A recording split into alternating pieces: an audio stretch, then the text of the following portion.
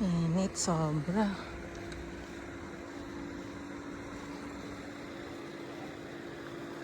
Ngayon lang to. Last year hindi naman mainit. Nakakasunog ng balat. Pauwi na. Tapos na naman ang aking treatment. Kaya maglalakad ng 25 minutes under the sun.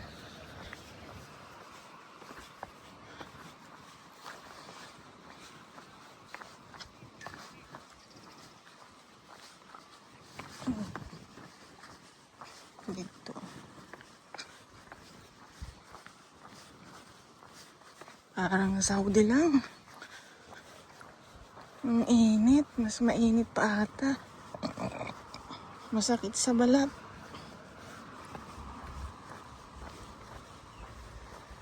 Nagkakaubusan na ang mga electric fans sa mga bilihan.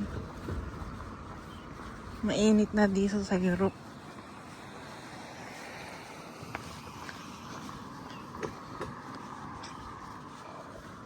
Wala pa namang bus. Sasakay sana ako ng bus. Mahirap dito kasi every 30 minutes lang ang bus. Tapos malayo pa yung bus stop. Maglalakad na lang. Yun naman ang gawain dito. Naglalakad lahat. Wala ding nagpapayong. Hindi uso ang payong kahit sobrang init.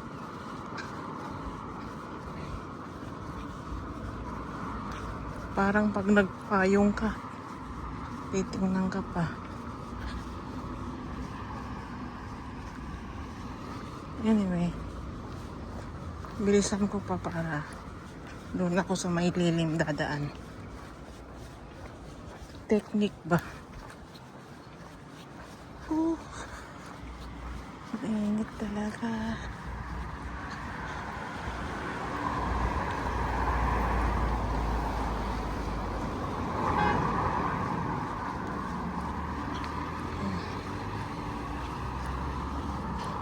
Layo pa ng bahay namin. 25 minutes. Wala kasing sundo. Nasa trabaho si Habibi.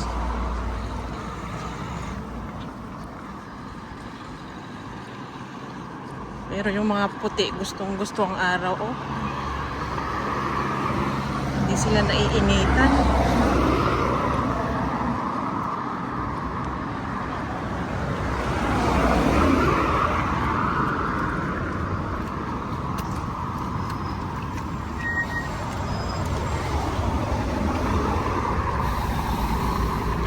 Happy ang mga puti sa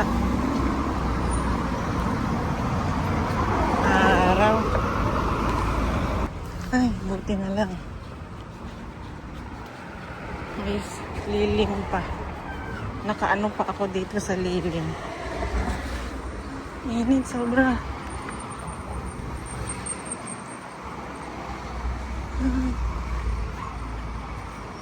Yan yung bus pa, 30 minutes. Ang init.